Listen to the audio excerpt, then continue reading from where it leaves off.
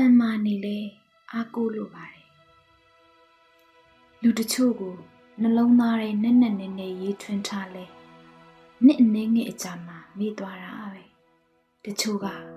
သေတဲ့အထိကိုယ်အနာမခွဲမခွာရှိနေခဲ့တယ်လို့တရုတ်စာရေးဆရာတယောက်ကပြောဘူးတယ်ရှည်လျားတဲ့ဘဝလမ်းမှာခရီးတစ်ထောက်အဖော်ပြုတ်ပေးသူရှိတာဟာကံကောင်းခြင်းတစ်မျိုးဖြစ်တယ်ဒါပေမဲ့အချိန်တော်တော်များများမှာကွေးကောက်ခက်ခဲတဲ့လမ်းကိုတယောက်တည်းရှောက်ရတာဖြစ်ပြီးမျက်ရည်ကိုတယောက်တည်းမျိုးသိရတယ်နောက်ပြန်လဲကြည့်တဲ့အခါတိုင်းကိုနောက်မှာဘယ်သူမှစောင့်မနေလို့ကိုတန်မာသူတယောက်ဖြစ်အောင်တွန်းအားပေးမိတယ်လူတယောက်မှာလူတို့ကိုစိတ်နှမျိုးရှိတယ်လို့ဆိုကြတယ်တခုကဆင်ញင်တုံတရားဖြစ်ပြီးတခုကထိရှလွယ်တယ်ဆင်ញင်တုံတရားရှိတဲ့စိတ်ကကိုပြောညံ့ကိုမပေးဘူးထိရှလွယ်တဲ့စိတ်ကစိတ်ခံစားချက်တွေအလွန်ခံထားတယ်ဘလို့စိတ်မျိုးဖြစ်တဲ့တယ်လဲလို့ကိုအမြဲတွေးမိမိတယ်တကယ်တော့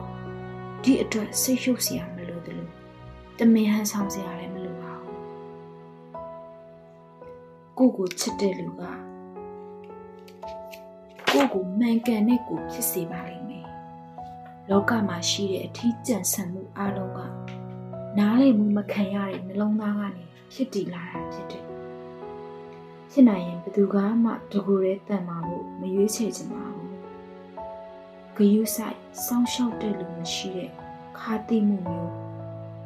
မိကိုအားထားရမရှိတဲ့နာကျင်မှုမျိုးမရှိရလေအောင်လက်ဖွာပေါ်ဖူးဖူးမှုတ်ထားတာမျိုးလူတိုင်းမျောလင့်တတ်ကြတယ်ဒါပေမဲ့ဘလောက်ပဲကြန့်ခိုင်တန်မာနေပါစေအားကိုအားထားရတော့လိုတယ်တယောက်ယောက်ကကိုဘေးမှာနေပြီးပျော်ရွှင်မှုကင်းတဲ့ကိုနေ့ရက်တွေကို